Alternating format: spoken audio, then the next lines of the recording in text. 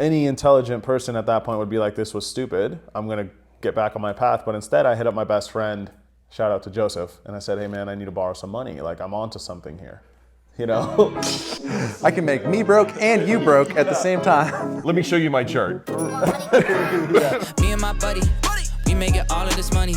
Yeah, I know it's rude to be bragging. They never catching us slacking. Me and my buddy.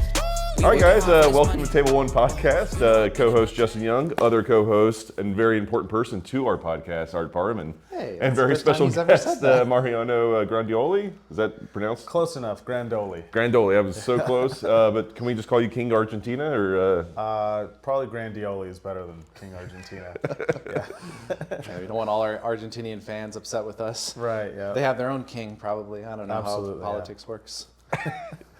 Is there a monarch down there? There can't be, right? No, I think it's a president. Okay, all right. You know the president's name? Not trying to call you out or anything. I think they just switched, like recently. I don't know it. Just say a name. Well, everyone will believe you. It's fine. It's probably like, Gonzalez. like John or something. There we go. That works. All right. King John of Argentina. That's right. I'm sure you've seen every one of our podcasts, so like you know the deal. But for those that don't know, they're just joining us. Typically, we like to take our viewership back to like when you were a tiny Grandoli, and like how Cannoli. I said Grandoli. What? No, I said when he was a Oh, cannoli. yeah, Just yeah, a little cannoli. yeah, that's fun. Yeah. And like kind of how you decided to make decisions in your life where you're going to be a degenerate gambler instead of an upstanding human being. Yep. So like when did you guys grow up playing games or poker or any kind of gambling stuff like in your household? Yeah, no, so quite the opposite actually. A lot of, I think, South American, like traditional families just completely detest gambling. It's not a thing, you know? So when we came here and I started to develop a hobby for it, it was like not welcome at all in my family. So what age were you when you moved here? I was 7. We Okay. moved here in, I want to say it was 2002. And I was just pursuing the traditional route of like school and, you know, trying to get a job after that. I was delivering pizzas in college, just trying to make some money on the side. And I'm sure you guys know Andrew Nemi, right? Yes. Yeah, so I started watching his videos. I don't remember how I encountered them on YouTube, but I just started, you know, watching some of his stuff. Developed a hobby for poker. With fake money, I would play like app games like Zynga or stuff like that, you know? Oh, Zynga, nice. Yeah, so I just thought the game was kind of fascinating. I've always been a bit of a nerd for puzzle type strategy games. And then, yeah, around the same time, I was like having a hard time deciding what I wanted to do with life and where college was taking me. What school did you go to? I went to a school in Cali called Cal State Fullerton. And then The banana slugs? What? No, they I know it's are not that. They're I Spartans? think What are they're they? anteaters. Anteaters. I knew there was something I think fun. it's that. Yeah. I don't even remember. I bet on them a few times. C.S. Fullerton. On the thing. Yeah, so I was there, and then I did like a specialized program at a local community college after that for music. And I was just like, what am I doing with my life? And around the same time, I ended up getting fired from my pizza job. So What did you do? It's really hard to get fired from a pizza job. I had one for 5 years. yeah, I mean, I was just a terrible employee. Like I would show up late and my heart wasn't in it, you know? You could say that. Like one time I got in trouble for, during a delivery, I went through a drive-through to get myself some food. And like someone saw my car in the drive-through with the Pizza Hut topper on it. And they called and they were like, hey, one of your drivers is in the drive-through. Oh, what a dick. Yeah, someone just ratted me out. So I That's got back. fucked up. Yeah, I got back. Manager was like, is it true you were at Taco Bell? And I was like, well, yeah, but you know, like I just getting some food. And they were like, well, you're on the clock. You know, you're not on break. So stuff like that. And eventually they just had enough. And they were like, yeah, it's not working. We're going to bring in someone else. So There's just not enough broke college kids out there that might actually show up on time. And exactly, yeah. They figured, like, what am I bringing to the table? Pretty much nothing, so let's get a new guy. So around that time, I had, like, a little bit of savings from this pizza gig, and at the same time, I was developing this interest in poker, like I said, watching Andrew Nemi videos, and I thought, why don't I give this a shot? So started doing some research. Turns out there was, like, local card rooms around where I lived. You know, there's the Gardens and, like, this other small Indian casino called San Manuel. It has since changed its name to Yamava, but I feel like I've seen that sign. Yeah. When I go Yeah, to California. Exactly. They have them all up and down the 15 because it's like the first casino when people enter California from Vegas. Oh, okay. Yeah. So yeah, I was like, I'll just go try that. And I started playing 1-3 with I think I had like $800 or $900 at the time.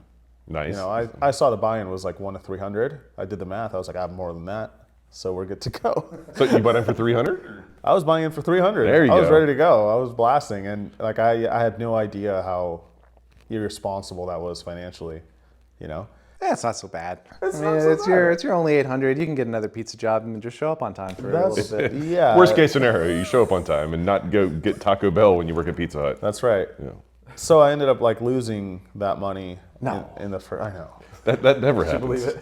I don't. Wow, that's not where I thought this was Not going unless at you're all. John Little, no one else has stories like, I just started winning and I just kept winning. And what's a downswing? I have no idea what you're talking about. He also would have convinced the casino to let him buy in for $25. That's and true. Done that a few times. Yeah. So I lost it all, and any intelligent person at that point would be like, "This was stupid. I'm gonna get back on my path." But instead, I hit up my best friend. Shout out to Joseph, and I said, "Hey man, I need to borrow some money. Like I'm onto something here." I can make me broke and you broke at the same time. Let me show you my chart. Yeah. I'm like, I'm so due. You know what I mean? Like, look at this. Look at how much money we're gonna make. So, he was kind enough, or maybe stupid enough, to believe in me, and he I think he loaned me like $1,000, maybe $1,500, which was a lot at the time. Yes. It was a lot. Yeah, good friend. Or bad friend. I don't know. And then luckily that little like bankroll that he gave me, I went on like some crazy sun run at 1-3 where I was just winning for like a few months, and I think I ran that up to like 3K, let's say, right? And then I had my big break where I hit a bad beat jackpot at a 1-3 table. I had the winning hand, I think.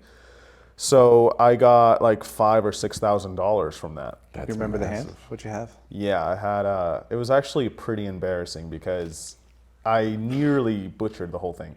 I had ace king and the flop was ace ace deuce, okay? And some guy bet and I shoved all in because I was scared of like the bad beat. Oh, no. I was scared of like losing somehow. I was like, I don't want to deal with like the variance or whatever. So I just shoved all in. And the guy thought about it for a long time and eventually called because he was like, you would never do this with an ace. And he called and he had queens. And then the turn was an ace. Okay. And then the river was like a blank, right? So it was, it's like a qualifying hand. It Oh, was okay. It like- had gone down to like aces full of queens or better, or aces full of yeah, something it was or better. aces full of tens Oh, or okay, better. okay. Beaten. Got it. But yeah, still, you almost fucked that off really Yeah, I mean, I could be getting like some of the details wrong, but it was pretty much that where like the whole table was like, what were you doing? Yeah, okay. But luckily it worked out, and that was pretty much life-changing for me at the time because it like doubled my net worth in one day. Yeah. So then So up to 510 or? pretty much. What was your deal with your buddy? Did you pay him back or did he have a piece of the business? No, I just paid him back. Like I didn't even know what like Oh, he selling just a a straight piece loan? was, or just Man. a straight up loan. Man, what a nice guy this is. This guy's the best. I mean, that's probably safer than than trying to stake a guy who's just finding out about poker. Exactly. Yeah. Yeah. At least if he eventually gets a job, he'll pay him back the 1,500. Right. Yeah. No, this guy knows like we're probably stuck together until we're old men. So he was like, he was not worried about it. But yeah, so I took that little cushion and I started to play 1-3 a little more comfortably, and started studying more about the game. Occasionally I started jumping into 2-5, and yeah, things just worked out from there. Where I was like super conservative because I didn't want to go busto again, and paired with like being in really good games, because I know like generally 1-3 and 2-5 games are not the toughest games, but these were like especially juicy. Because in Indian reservation casinos, it's kind of like here where there's a bunch of slot machines and blackjack and all the other degeneracy. Whereas a lot of the card rooms in Los Angeles specifically, they're not allowed to have slots or any table games. So most people who go there are specialized in at least playing poker, even if it's recreationally. Whereas these Indian casinos, like you'd get guys who are like stumbling over from blackjack or they're drunk and they're like craps tables full, so they'll play poker for a little bit, whatever. And I ended up just winning like a bunch of money at this spot. And yeah, so then 2-5 and eventually 5-10 during COVID. COVID came around, and and there were no games anywhere. But the Indian casinos, because they're sovereign land, they have their own rules. So they were like, yeah, you guys are all closed in LA, but we're open. All you got to do is wear a face mask, right? Which was kind of insane because at the time, everyone flooded in for there. that's exactly right. I mean, it's crazy to think about it too, because there was a period where no one really knew how intense COVID was going to be. You know, I don't know about you guys, but I was kind of shitting myself for like a week, where I was like, is this it? Like, you know what I mean? This is how all the zombie movies start? Yeah, that's what I thought. I was like, is this really it? Like, what's going on? And during this period of uncertainty, like some of these Indian casinos were like, we don't give a shit. Come on in, you know? So that's what I did. Like everyone was going to this casino to play, and they started having like 5-10 and 10-20 like daily, just because there was so much demand. And I started shot taking that game during COVID, and that year was like amazing. I went on the craziest tear. I started to get a little bit better, trying to take it more seriously, and I won like just a ridiculous amount of money for a game that size, you know. What's ridiculous? Give us a number. Yeah.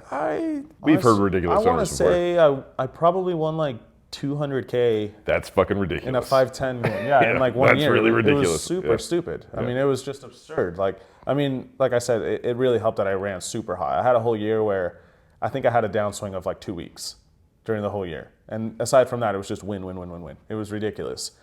All right, real quick. Do you have crypto just sitting in a crypto wallet doing nothing? Then you've probably never heard of Gauntlet. Gauntlet.xyz is a billion-dollar research company that manages risk for huge internet platforms like Uniswap, Arbitrum, Jupiter, and a ton of other ones. And how can they help you? They actually curate these things called crypto vaults. And what's a crypto vault?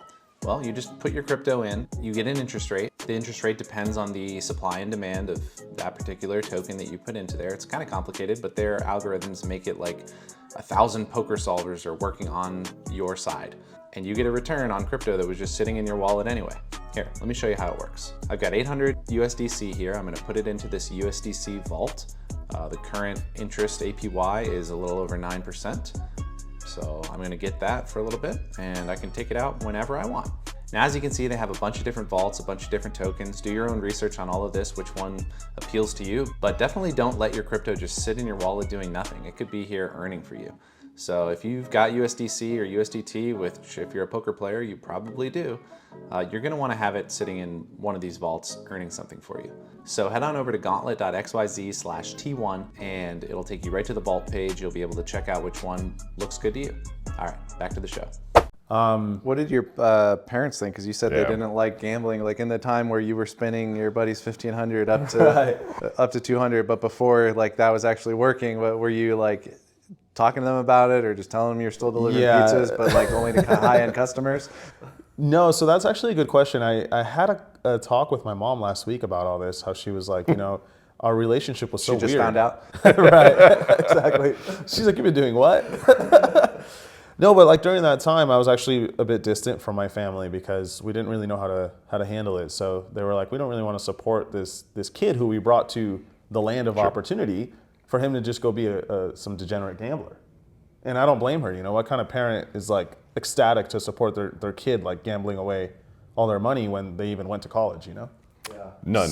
Yeah, exactly. Literally none. No good ones, yeah. Exactly. Yeah. So not that I blame her or my dad necessarily, but during that period there was this long disconnect where like we didn't really hang out or talk too much. So I don't know if they knew like how things were going or what my situation was, but eventually the relationship's somewhat like reconnected and now we're all good, like everything's fine, you know. But once they started to see that the YouTube channel was doing better and I was like, you know, not living under a bridge after a few months, they were like, all right, like, you know, maybe he's right that this isn't like some crazy gambling, because to them like slots, poker, it's all the same. Like roulette, betting horses, whatever. Like it's all gambling is like the devil, you know. Mm-hmm. And I think that's the case for a lot of people who aren't in the gambling world and they don't really understand that there is like some sharp gambling, you know, like poker, and some people argue like sports betting or whatever. You know? Yeah, it's like if you don't understand it, you don't ever think about it. It's easy to just throw it. Like if you might accidentally get curious about it and dive into it.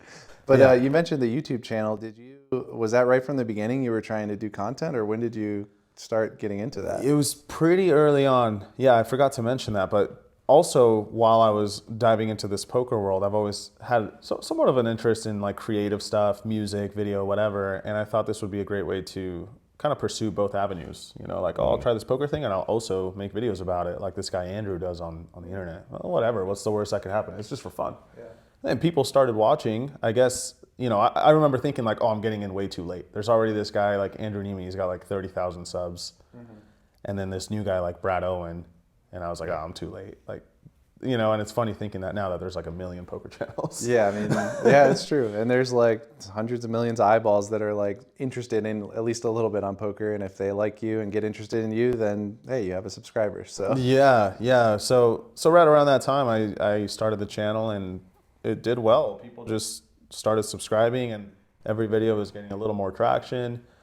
And so that was like a really good way to keep me motivated during periods where poker felt a little dull or whatever, you know, which I think is like the whole reason Andrew even started the project, is because like poker could just be like soul sucking, you know? yeah, you feel like you're just taking and just like sitting there and everybody can be miserable sometimes. I get that. Yeah, it kind of like kills your soul, you know? I've definitely had periods where I'm like, what the hell am I doing? Like, what is this world? But the YouTube channel kind of gave me this sense of validation, whether that's like really true or not. It was almost like irrelevant. It just made me feel like I was adding to the community or doing something worth doing. And I still kind of feel that way about it. So How were you trying to stand out? Because I mean, or were you not? Were you just trying to duplicate what Nemi did or anything like that? Did you have a plan of like? I thought I would just start with like doing what the other guys are doing and just kind of find my own lane. And I think that's what's happened. My style definitely follows Nemi's, where like the music choices or the pace of the video is similar to his. But that's not really because I thought, oh, I'll just copy this guy, but mainly because that's a bit my style too. Right. I enjoy that pace. I enjoy like the laid back vibes. And so that's kind of what my channel has been. I don't know if Andrew is still doing videos. I know he's been like busy with family stuff, but I think at this point my videos are pretty different than his, and that's just something that happened over time. Yeah, so I guess now I'm in my own little lane where I do like the Hustler Casino Live coverage, whereas I don't think any other like vloggers doing that regularly, you know, mainly because no one lives in LA. It feels like none of the vloggers do, at least. And that's your home base right now? You're living in LA still? Yeah, I pretty much only play there, aside from the times that I like come out here and, you know, I hit you guys up or something to jump in a game or maybe like some other game that's going on the Strip. But yeah, pretty much just Hustler. So was there a breakout video that you put out? Because you're playing 1, 3, 2, 5, shot taking like 5, 10 and stuff like that. So like, you know, it's kind of tough to like hit that one video or hit that one hand or whatever it is to like kind of drag all the eyeballs. Yeah, I felt like that didn't happen for a while. I did have one video at like Caesar's Palace where I played 2-5 and that video did really well, just randomly, you know, YouTube bullshit where it's like, why did this video do well and the others don't? Yeah.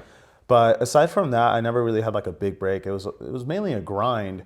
Although I did see a huge boost in following after I played this somewhat popular hand where I had aces and 2 of the other guys had kings. That was on stream at Hustler, and that one really like brought a lot of eyeballs to it, just, you know, from the nature of like the hand and the pot size. Right.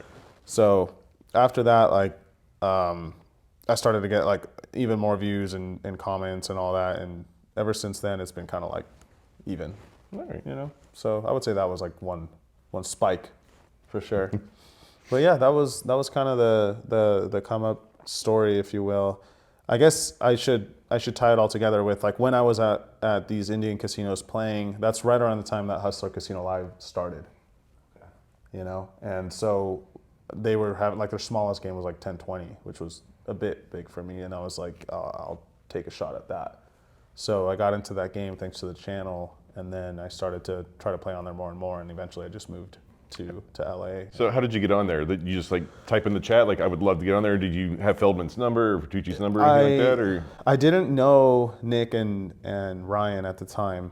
So I don't exactly remember how I made that connection, but yeah, I essentially just had to ask. Okay. I had to get in contact with Ryan somehow. I think I actually met Ryan at Hustler because Hustler had contacted Rampage and I to do a meetup game. Oh, okay. Like that's nice. Yeah, it was like a 1-3 meetup game, and they were like, hey, we're looking for like, you know, poker ambassadors and vloggers to like bring people into the casino. Will you guys be willing to do this? You know, we'll do it. Yeah, it's cool. So we had this this meetup game right around the time that Hustler Casino Live was starting, and I remember seeing Ryan up there on this stream area. So I just went up and introduced myself, and yeah, that's how I made the connection, and luckily that worked out.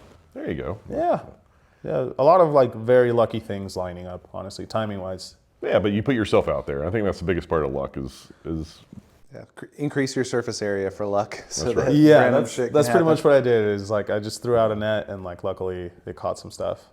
You know. I like that. Yeah. So how did the first couple shot taking on streams go for you? Not well. It feels like it. You know, this has been like a repeating pattern for me. Every time I try like a really big game, whatever that is at the time, you know, it never goes well. I don't know what it is. Maybe it's in my head or something, but I've kind of gotten my ass kicked every time. You know how you hear stories of like some guy who took a shot and he won like a ridiculous amount and then just never looked back? That was never me. It was always like life is like telling me like, nah, stay where you are. And I have to like keep sort of bashing my head in until eventually things work out, you know? So eventually that's your normal stake, and then you're like, okay, I guess I can win back the money I lost. Exactly. Yeah, that's kind of been the case every single time I go up a level. So hopefully that won't happen for a while. But I will say, as someone that's been battling this for a while, and similarly or whatever, but like you have to shot take, I think, to like kind of thicken the skin a little bit. So like the next time you do, or the next when you're actually comfortable to move up, you're not scared. You're not like it's Definitely. It kind of builds itself in as a learned lesson, regardless if you see it or not. Yeah, you need a mental like callus almost. Right. You know, I remember the first time I lost like X amount of dollars, whatever that was at the time. It was like life changing, and now losing something like that, you feel almost nothing inside. Yeah. You kind of die inside a little bit. It's just like, which is bad, but it's so useful too. You know. Oh yeah. It's like a survival tactic. Yeah. Yeah, you're like 30 years old. I mean, geez, like. Yeah, I'm about to turn 30. Yeah. Just wait till you're my age. I mean, it's a good and a bad thing. Like the lows get higher, the highs get lower, and like you just get on this even keel thing, which is great. But like it's not why you kind of got in, or not why I get into poker. Like I like to feel the extremes and the. Like I like to hear my heart pounding in my chest, you know. Like that shit's fun to me. I always try to push myself to like outside of my bankroll, outside of my like comfort limits and stuff like that. Just for those reasons. Yeah, I mean that usually leads to growth, you know, unless you lose your mind, and then it leads to homelessness or something. You know? Right. Yeah. I think we had Airball on, and we kind of talked about that. Not really what you guys are talking about, but like where you. More like what Justin was saying about feeling something, and like when you get too comfortable, it's like almost a self-sabotage to like get the dopamine rush back. And I think like a lot of us suffer from that. I know I've had at least spurts where it's happened to me, and I'm like, I'm perfectly comfortable, and I'm like, oh, there's really not a game that's too big for me to play around right now. And then I'm like, oh, well, let's try to lose most of my money again. I don't know I'm doing it at the time, but you know, a few months later, I'm like, oh, I see what I was doing. Well, you let me know when you're feeling like that. You just shoot me a text. Every other day. I call it winner's remorse. Like I swear, if I go on any kind of heater, I'll just announce at the table, it's like, guys, I got winner's remorse. There's a good chance I'm giving it all back today. Like it just fucking happens. I don't know why. That's why you guys run a great game. Yeah. Between these two ideologies, like I'll be happy to play anytime. All right, just a quick break from the episode to tell you about something really exciting that's going on with Table One. We are partnering with Poker Go to do 5 nights of streaming on January 21st to the 25th. And if you want to play in the game, you can go to table1.vegas/pokergo and fill out the form. It's that easy. And if you're lucky, we'll pick you to come and play with us. It's going to be from 6 p.m. to 10 p.m. on January 21st to the 25th at Poker Go Studios here in Vegas. We'll be playing our normal 25, 50, 100 game, possibly 100, 100. We'll see who wants to come, but we've already got a stacked lineup. 3 Coin said he's coming. Our good friend Joel, who you've seen in some of our videos, will be there. Justin and I will both be there. Yeah, it's gonna be awesome. Just go to table1.vegas/pokergo and come play with us. January 21st to the 25th. All right, back to the show. So you guys have had Nick Airball on here? We did. We did it on Zoom. You know, he couldn't give us his full attention. He had to make sure he was playing on the app game a little bit while he was talking to us. The first 10 minutes of it was him like playing like 200, 400. Like, I mean, some absurd big PLO game, and he's just like lost another 20K or whatever it was, and he's like, all right, fine, I can't concentrate. I guess I'll give my full attention to you guys and close the computer. Yeah, until there was one time I think we went on a little diatribe like in the middle, and then all of a sudden it's like beep beep. We hear like this little app. He's like playing again. Yeah, the man is tough to get time with. The guy's pretty busy. Yeah, busy gambling. Always gambling. Yeah. By the way, something you guys might be interested in, which I guess I should have mentioned before we started, is that I'm trying to actually like move away from poker. Oh yeah. Now and do music full time. Oh really? Yeah. You're a big flautist? That's exactly right. Yeah. Oh, I'm pretty sure you're drums, right? Yeah. Okay. Here. I play. So I used to have like a couple of buddies back in middle school, ages ago now. But we would always play music together after school and try to write songs and all that. And we thought, it'd be fun to pursue this band project, like a passion project, and see if we can make it, right?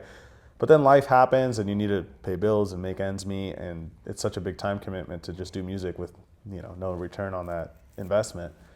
So everyone just went on their life path, different careers and stuff, and now we're like trying to revisit it, and see if we could make something happen. So it's been a blast, and I'm trying to just do that like full time pretty much. Really? Maybe play poker like here and there. What's the name of the band? Dear Delta. Dear Delta. Like DEAR or Yeah, DEAR? DEAR. Yeah, I'll send you guys some stuff to listen to. It's nothing like incredible, but it's fun. What kind of music? It's like rock music. It's I guess I would compare it to maybe like a hybrid of like Blink 182 and like Breaking Benjamin, if you guys know who that is. I know. Yeah, I know Blink 182. I don't know the other one. Yeah, it's pretty much just rock music. Okay. It's a blast. Are you vlogging the process? A little bit. I'm trying to focus more on like recording and releasing the music. It's kind of a lot of work, but man, it's so much more like fulfilling than playing cards. At least right now. Yeah. So how many members in the band currently? Yeah, there's 4 members, and I think we're gonna keep it that way for forever, pretty much, because it's already so hard to align 4 schedules and deal with like 4 different opinions all the time. So what are the other instruments? Yeah, so we got our lead singer. He plays guitar. We have another guitar player, and then we have a bassist. Okay. So it's pretty Kind of classic setup. Yeah, pretty typical like 4-piece band. We're actually trying to move our lead singer away from guitar altogether, and just have one guitar player. Because nowadays you can perform live to like recorded tracks, like backing tracks, which is pretty much what every artist is doing on stage nowadays. Where it's like a hybrid of live performance paired with a pre-recorded production. So when you do that, you're able to, like for example, get a singer away from an instrument and just give their full attention to singing. Okay, so then just the guitar part will be in the background. You guys will all still be playing. And Right. Cool. Yeah. I am very curious. Like, obviously, you're financially stable right now, where you can kind of take time off. Like, are the other bandmates in a similar situation where they're not putting too much stress on this succeeding, or is it kind of all in for one or two of them? Yeah, the latter for sure. Okay. Like I'm fortunate enough that I can kind of give this a little more time and energy than the other guys, but they're still they have jobs and like careers that they're working on. So for them, it's been a bit tougher to find the time and all that. But I'm kind of trying to put in most of the time while they put in effort different ways. I got you. So hopefully we can get something going and they all kind of jump on this unemployment train with me. Yeah. Have you guys had any shows or done any like? We haven't. Well, so we had one acoustic show, which is like doesn't really count because it was just our singer and our guitar player. They found like this venue that has like. It doesn't count because you weren't there. That's what you're saying. That's exactly. fine. That's exactly right. But we actually just got booked for our first show, so that'll be happening in January. Where's this? It's at this venue called the Viper Room, which is just like this small local spot in SoCal. How'd you guys get that spot? Did you do kind of the marketing or? Yeah, it's like a combination of marketing and like some of the guys in the band know people, Okay. So we're starting like super small, just trying to get whatever shows we can, seeing if something lines up. But eventually we're going to try to like play more shows. And I actually know a guy who runs some events here in Vegas. So if we ever play here, I'll let you guys know. I'll drag you out. Sweet, yeah. I'll support. Yeah. What do they do? So are you just like doing shows for free, or what do they pay for like a crappy upstart band? Sorry, startup band, not crappy. We don't know he's crappy yet. It's probably great. Yeah, there's like no money in it. I mean, it's funny because I gamble like for big sums of money on the streams and stuff, and then this guy comes to me who runs the show, and he's like, all right, we're prepared to offer you guys $150 for this show, and I'm like, you know what? We'll take it. You're a terrible negotiator. Yeah. He's like, I would have gone to 175 for Yeah, sure. exactly. Like the guy's like, how do you feel about 150? And I'm like, cool. Like you could have said literally any number, like $1.50, $1,500. Like it doesn't even just let us play, man. You know? That guy just got a raise. His boss was like, I'm giving you 250. Like spend whatever you want. He was like, I'm gonna fuck these guys. Yeah. I got it. Probably that did happen, and you know what? He earned it. So. It doesn't sound like it. He just offered it.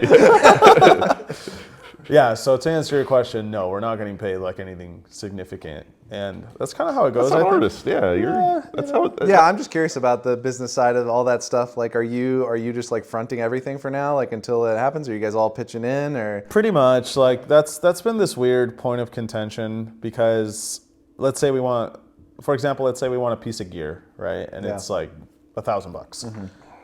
It's like, how do you really, what's the ethical approach to that? Is it really just everyone pitches in 25%?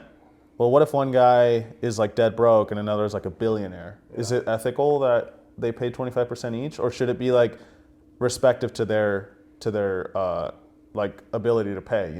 Like that's a hard question. It's tough. It's kind of like it's philosophical. Yeah, well, yeah, and it's also like, I don't know.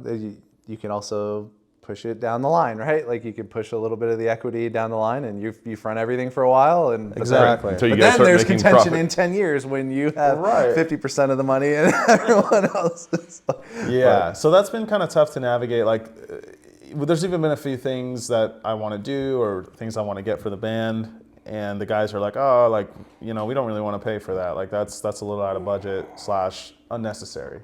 Yeah. And I'm like, well, but I want it. I want this to be something we have, or I really think this is worth it. So it's like, what do you do then? Do you just front most of the money and let the other guys just kind of come along for the ride? Or so that's interesting. It's been a weird dynamic to sort of navigate. But I feel like with equipment, it's not that hard because it still holds some sort of value, right? Like it should just be your thing that you own and the band is using, like that's kind of what's been going on. Yeah. And then like if it doesn't work out, you can always sell it or whatever. And yeah. You take a small loss. Yeah. You have it for yourself. Exactly. I'm not too worried about it, but it has come up. That's a good question. It's a weird thing to sort of navigate when a bunch of people have different opinions on how much money to spend and how to spend it and all that. So yeah, it may sound kind of stupid, but like I have researched like a shitload of business stuff just because it always piques my curiosity and tickles that part of my brain, and it just seems like the main piece of advice that everybody gives is like plan for the divorce on the honeymoon, because otherwise like when it comes up later nobody's going to agree. Yeah, but when you're the honeymoon, that's the last thing you want to hear. No, I know, but shit. I asked my wife, she wanted a prenup, and she looked at me like she was about to like just break up with me right then. Like you can't do that shit. I would say in marriage, it's not that way. You do not do that in marriage. Only in business do you plan for the divorce on the honeymoon. Okay. In marriage, in cold business. Yeah, I don't know. That's like just Art and I's business to table one. It's. Yeah, we planned, sort of. Yeah, gosh. Yeah, I've got a spreadsheet. We scribbled some things down. We get the couple pennies and shekels that we get from this podcast go towards this amazing studio setup that we have here. I mean, it's tough to rent out the whole area for a couple hours. I know, and nobody comes behind us. It's perfect. They all respect and go around. And they're quiet. No slot machines. We get everyone to stop doing that too. All right, so anyway. You wouldn't believe how many, I'm going to spoil something for the YouTube audience out there. This is a green screen. You wouldn't believe half the guests we have on do not, when I give them the address to my house, which is where we film this, they're like, wait, I thought it was at the Aria. Yeah. Well, you got me with that, remember? Yeah. Well, there you go. Yeah. There's another one. I think when we were talking about it, I was like, where in the Aria is this? And you were like, oh, that's just a green screen. And then I immediately pulled up a video and I was like, wait a minute. And I got real close to it and I was like, well, damn. The power of technology, man. Well, it's also the fact that people probably think you live at Aria at this point. So, that's why I was like, yeah, of course it's at the Aria. Like, it's probably right next to his bedroom somewhere. I think in a poker room. Like that couch in the table one, you just pull it out like a trundle bed or something like that. Exactly, yeah. So, we- I think people just assume because it's the Aria that of course you're there. Yeah, we sleep like the grandparents from Willy Wonka. We're just like, head to toe, like Just facing waiting each for other a on the game to trundle break bed. out. Exactly, yeah. Yeah. How's that going, by the way? The whole table one thing. You guys still doing that all the time? The whole table one thing is going well. Yeah, That's awesome. it's good. Like we were obviously super busy during the World Series, and Art and I both kind of agreed like we kind of run less games, more quality games going forward. And like honestly, I don't know how Art feels. This could be a come of age moment, but like I'm happier because of it. Like we're putting in like half the work, and to me, I'm getting like twice the entertainment from like playing the games and stuff like that. So. It's going well. Short end, I know there's going to be time lapse for a lot of people, but Vegas just finished F1. They came into town, and our game ran every day, and it was really good, and we had a blast. That's good. I lost, but like I had a good time though. Yeah. And now it's Thanksgiving week, and we'll see what we can do. We'll see what we exactly. play. Justin's gonna probably go see family like a good boy. I brought my family to me because. You're a bad boy. I got to be at least close to the poker room. I mean, my bed's right here, All right, so my dad was actually a musician as well, and I know how he got into music and how like he went to college for music and stuff like that. So like, tell me about drums. Like it was a family of musicians, or you go to school for music? Yeah, so the way it even came about was super lucky as well. Just another weird thing that happened in my life where it was like the stars aligned. But I went to the only middle school, I think at the time, the only middle school in California that had a rock band program. It was like straight up like Jack Black's School of Rock thing going That's on awesome. in real life. We had this like long-haired, old school hippie teacher who was like, I will be a teacher here and I will teach you guys' classical music program, because a lot of schools had like classical music. You could get your kid a violin and yeah. But he was like, I will do that if you guys also allow me to teach a rock band period. So that's what he did, and it was like famous in our area. Everyone wants to go to this school and play the rock band class, and so that's where I got into it. I jumped into that class, and I guess I was just drawn to the drums for whatever reason. I was a little kid. I don't know why I Bang did on what I shit. did. Yeah, I was like, I get to hit something with a stick. So I got into that rock band class, and that's where I actually met all my friends that are now my bandmates. And yeah, so that's where it started. I was, I don't know, 11, 12 or something like that. And we played for 3 years, which was how long I was in middle school. I don't know if that's still like the standard. Is that normal? Yeah, 3 years. If you're, Sure. if you don't middle get held part. back, so some kids do it in 4. Yeah. So every year in middle school, I was in this rock band class, and I just banged on the drums from like ages 11 to 14. Unfortunately, after that, I got into like high school, of course, and I kind of got away from it. But this year, I like bought a new drum kit, and I'm trying to remember like how to do it all. So right now, this is like 13-year-old you is like the proudest of you for like going back Right. and like. Yeah, Gotta dude, be right. it's been awesome. Like when I first started playing again last year, I was like, I cannot believe I'm doing this right now. It feels like I'm like 12 again.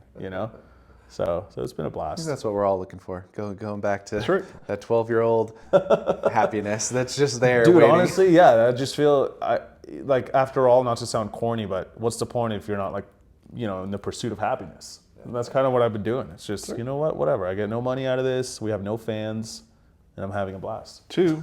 Well, I gotta hear. I gotta hear something. I like the name. Where did it come from, by the way?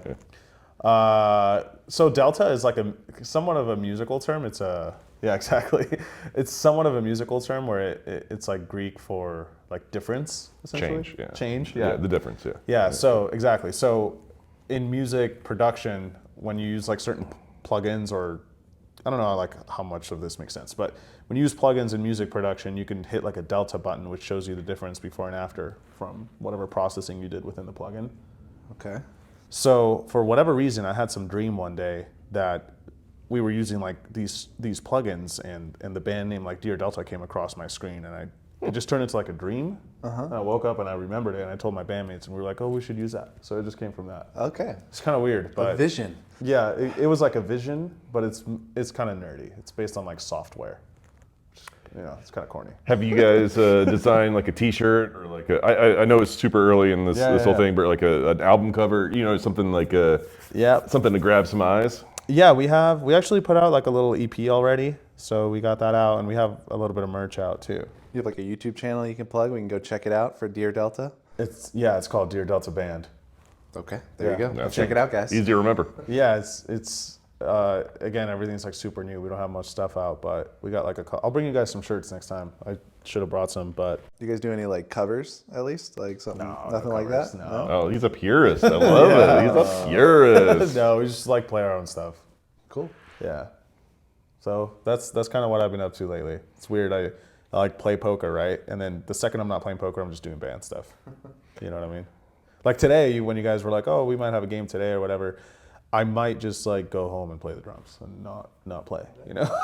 You play instead of play. Yeah, exactly. So that's kind of been like the weird dilemma I've been having, which is like, should I be responsible and like work or whatever, you know, go play cards, go make content for YouTube, make the subscribers happy, or should I just say like, fuck everyone, fuck everything, I'll just go like over here with my drum set and like ignore the rest of the world. And you're doing a little content here. This is kind of work, you know? You're both plugging the band and your brand. Exactly.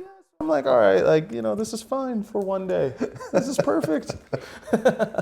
No, I mean, not to say I don't appreciate the invite. I love playing you guys this game, but it's just the drums are just so sexy right now, you know? I got you. Yep. So that's New kinda sexy girls in town. Exactly. And like all of a sudden the local girl, she's not making the cut. Huh? Yeah. So that's what my life has looked like the last 3 to 5 years or something like that. Sweet. Who's the main songwriter? You guys all work together, or are you?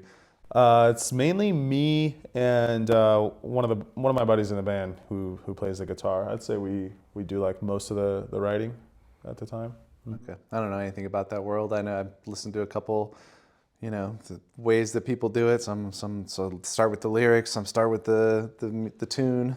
Yeah, so everyone in the band kind of writes stuff, and it's cool because we all have a different approach to it. Like, I guess what you were just saying now is the way things go for every band. It's different, some people start with the lyrics, some start with the music, some could even start with like a drum pattern, So, like you guys know that song by Papa Roach that starts like, cut my life into pieces, this is, like everyone knows that song, right? Apparently that song just started with like him singing that, like, and then nothing else, and then you build around it. And there's other bands who just like play a guitar lick like Thunderstruck by AC/DC, and then the whole song like builds around that. So you could do it like a bunch of different ways, which is fun. Everyone has a different approach, and then we end up getting this like medley of random shit, and we're like, cool, let's call it an album. So where do you guys practice or like record anything? Do you guys have like a studio, or like is it out of a garage? Please tell me it's a garage. It used to be a garage. Okay. We got a studio rental unit for exactly that, like bands who want to rehearse and record. So right now we're in like a lease that has like some sort of like monthly or annual commitment. I actually can't even remember, but yeah, it's a space right now. And then we do all the recording for like releasing music. We do that at my house because I actually ended up building like a little mini home studio type of thing. Nice. Yeah, it's super fun. It's kind of like this awesome spot you guys got here at the Aria. At the Aria. It's kind of like this, but instead of being like a bunch of stuff like Star Wars and shit, it's like music. That's right. All right, well, maybe one day we'll turn this into a studio too when I grow up. There you go. Yeah, like the second I walked in here, I was like, this would be a sick studio. But this is even better. Is that beer over there?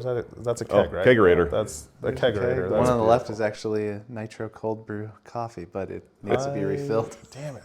I was going to say, like, I need that. I need that before I go. Sorry to all the people out there that thought we were going to talk about poker this podcast.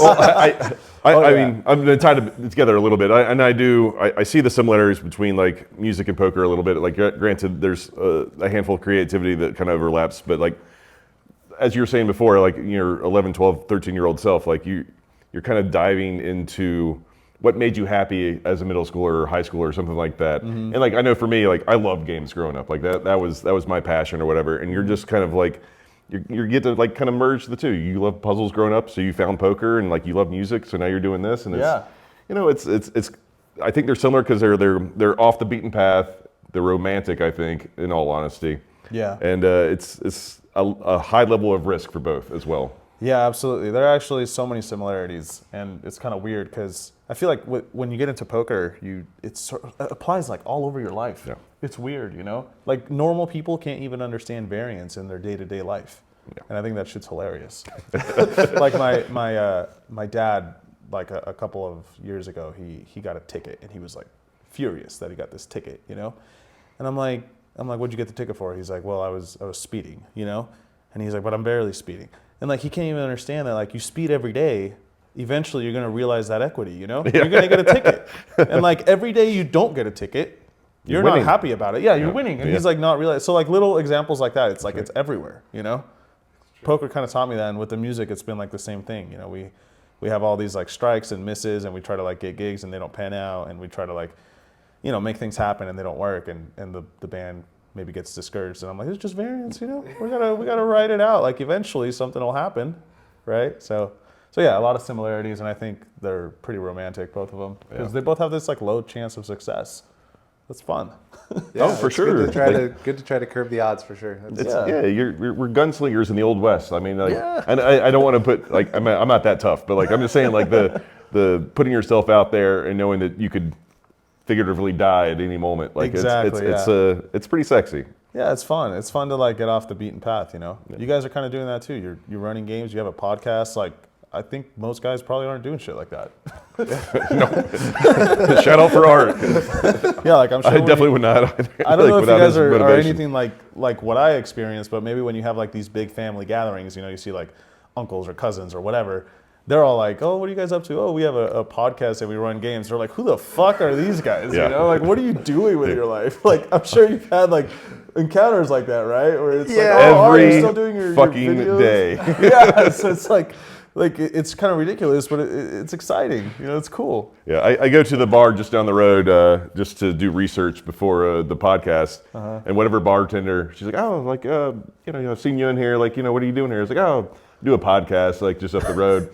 They're like, oh, that's awesome. What do you do? I love podcasts. What do you do? Like murder mystery. Like it's like it's about gambling and poker. She's like, all right, I think I have to go this way now to give someone else peanuts. I'll be back in a little bit. Yeah, exactly. Yeah, it's different, you know. Yeah. You're doing something that's like kind of stupid, and it's cool. It's cool. Yeah. It's not kind of. You guys are all watching something stupid, but it's awesome. It's kind of ridiculous. Like you know, I'm kind of lucky enough where I could pursue different things in life, right? At least at this point. And I'm choosing to do something that has like a less than 1% chance of success. Like how stupid is that? It's dumb. But dumb on paper, but if it makes you happy, right? That's exactly right.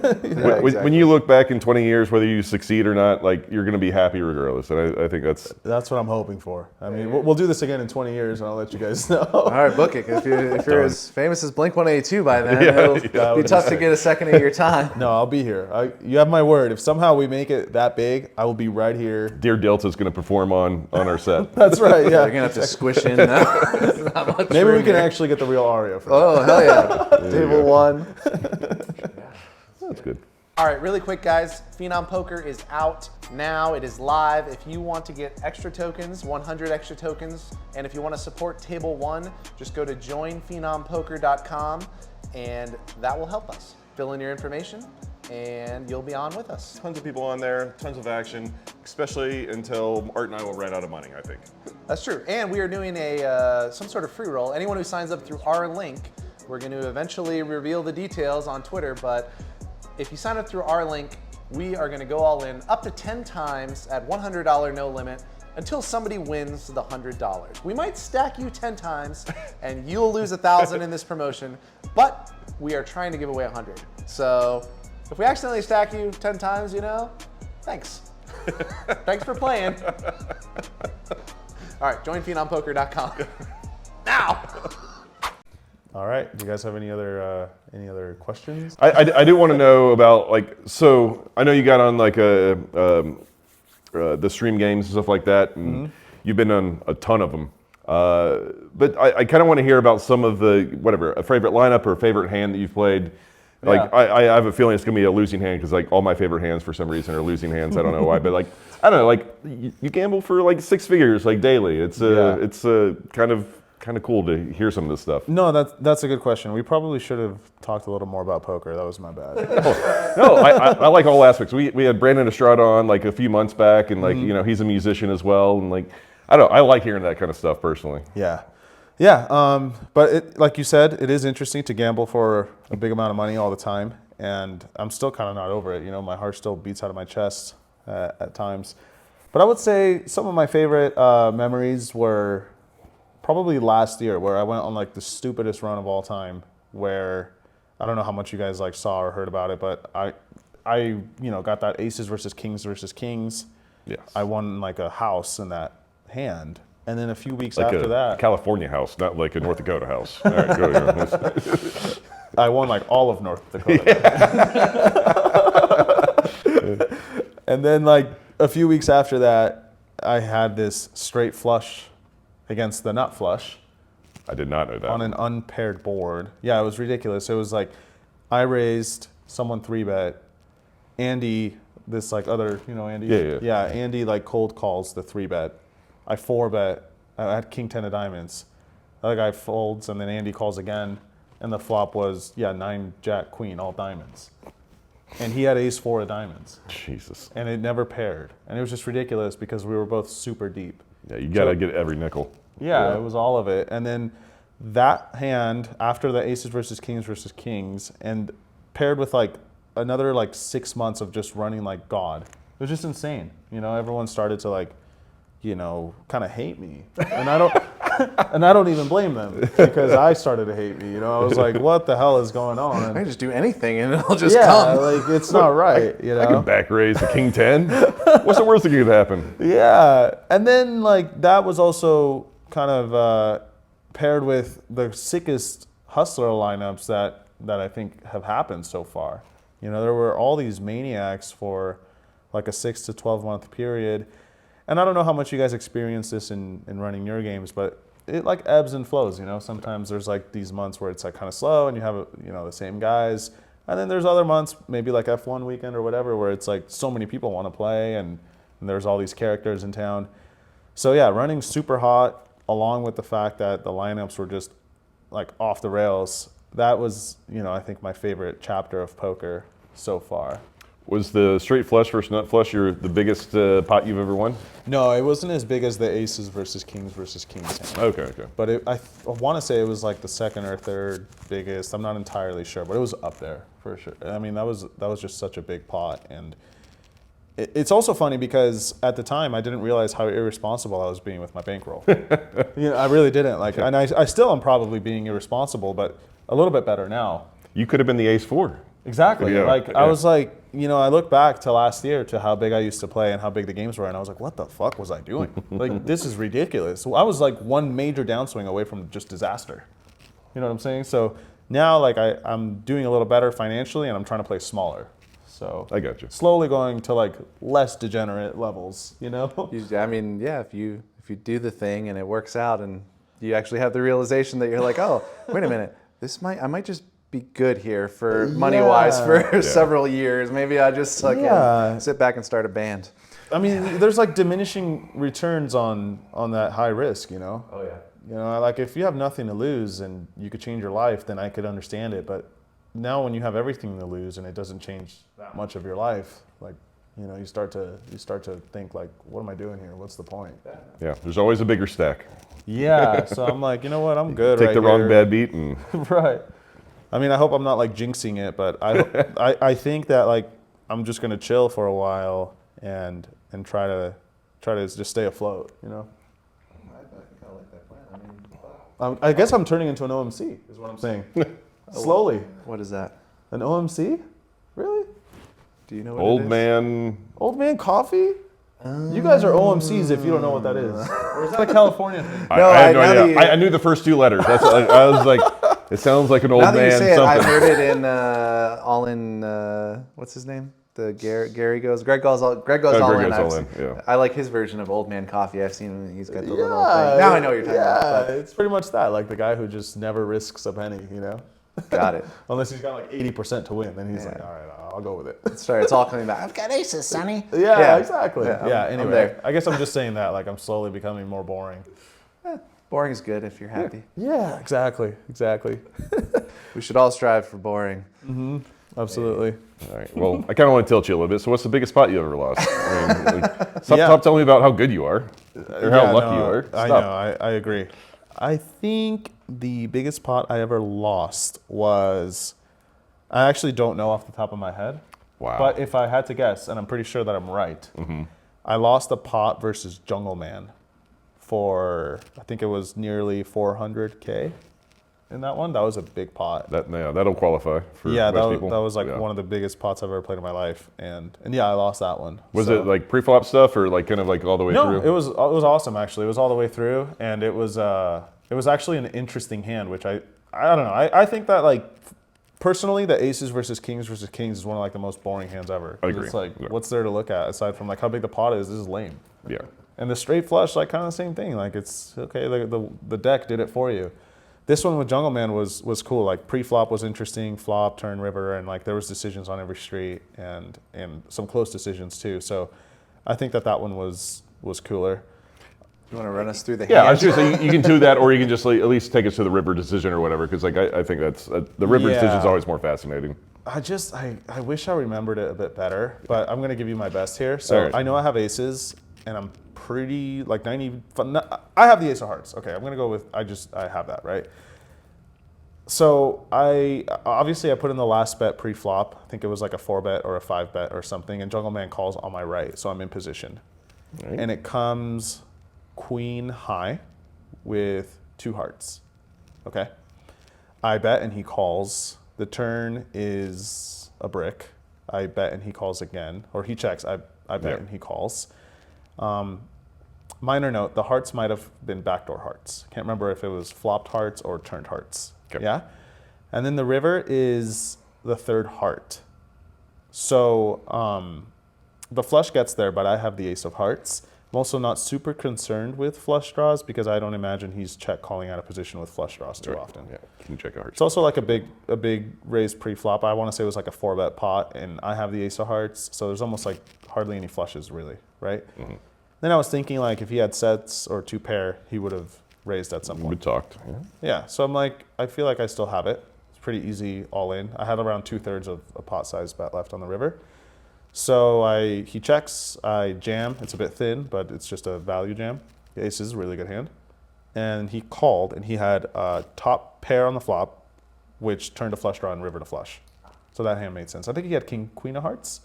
Okay. So it made sense, you know. I just thought it was cool, like. Yeah. And then like a bunch of people were like, "Why is Mariano shoving the river? You know, like what is that?" And then Jungle is like, "That's a really easy bet." Like, you know, it was cool. Like there was like debate about how poorly I played it or how well I played it or Jungle or whatever. Like I As thought there that, always will be in a big streamed hand. Yeah, suddenly The everyone's peanut like an gallery. expert. Everyone's smart when they can see the hands. Yeah, but I just thought that one was like way cooler. You know, like you could actually go study the hand and like figure out what went wrong or did anything go wrong. And Exactly. Yeah, so that hand was one of my favorite ones to think about, but unfortunately it did go the wrong way. So, yeah, that one hurt. I think it was on like the back end of a big downswing too. You know, which you guys could probably relate to, like how that just seems to happen. Then you play some huge pot, you kind of run bad in it, and it's always like during a downswing. You know? That's right. Yeah. Like lately, I've been on a really good run, and for example, just last night I played here in Vegas, and like I didn't have one tough hand all night, and I was leaving the casino thinking like, why does that happen? It seems to come and go in waves, you know. But all day long, I didn't tank it up once. I was like, this is the easiest game ever. Like there's no tough decisions whatsoever, you know. Yeah, I think part of that too is on those upswings, like you know, like you have the aces in that spot, and you're like, yep, and I got a jam here because he has kings a lot, and then he's gonna call, and then they call and you lose, and you're like, oh well, he would have had kings sometimes, and you just forget it. You don't even worry about it. That's true. And then it you weighs move. differently. Yeah, it's for sure. I mean, if it's not the biggest pot you ever played on the way down, like it's way different. Than, You also don't question yourself as much when That's you're right. winning. It's confidence. Yeah, there's I a think confidence so. thing. Yeah. Whereas like in this hand against Jungle Man, I was like nervous, and I was like, do I do this? Do I not do this? You know, all that. Right. So I think eventually like that comes out in the way you play. You know, if you're confident and if you're not confident, like you could be studied all you want, but I think it does affect gameplay a little bit or a lot. Oh, I think it affects it a ton. Yeah, depending on who you are. Some guys argue that like they play the same no matter what, but They're lying to themselves. Either that or they're robots. I mean, yeah. I do mean, you ever play any tournaments? No, I hardly touch tournaments, but I am actually coming back in a couple of weeks for The win? Yeah, I'm right. doing 1 or 2 there. But yeah, aside That'll be from good. that- That'll be a big one. I'm going to try to squeeze that one in too. There you go. There you go. Me and you, heads up, final table. Dude, that'd be Bluff it off sweet. with your aces. So yeah, I was going to ask you what your plans were for the winter. Like obviously the WSOPGG's got stuff down in Bahamas, and the Wynn's got the stuff here in Vegas. Art and I are both sticking in town because there's plenty of poker action. But yeah, it's I wouldn't say a divide, but like you're on one camp or the other almost. Like as far as your winter plans, I'm glad you're coming our way. Yeah, so I kind of don't really know what's going on with poker world. So this is the first I hear about the Bahamas with GG. Like Okay. I had no idea, but I know that they are like competing with WPT. So I'll be here simply because I don't want to travel to the Bahamas at all. I have that's the correct no answer, I think. interest of going there. So I'll be here. Aside from like the obvious holidays with family, I think I'll be here like maybe a week or 2 during that series and just kind of see what happens. I'm not really here for the tournaments, even though I'm going to play them. I just like when everyone's in town for something. There's like this buzz, there's a lot of games and like people to hang out with, and so yeah, mostly just coming into town for that. I'm sure I'll run into you guys somewhere. Yeah, for Are sure. you going to bring your girl? Sorry if you guys broke up. No, we're together and well. All right, good. Did she come with you on these trips? Is it difficult? Yeah, it's a bit difficult. Not only because I'm busy during the day and I don't want to just ignore her, but also she has a job that requires a lot of time. Okay. So she kind of has a hard time like just getting up and going to Vegas for a week or whatever.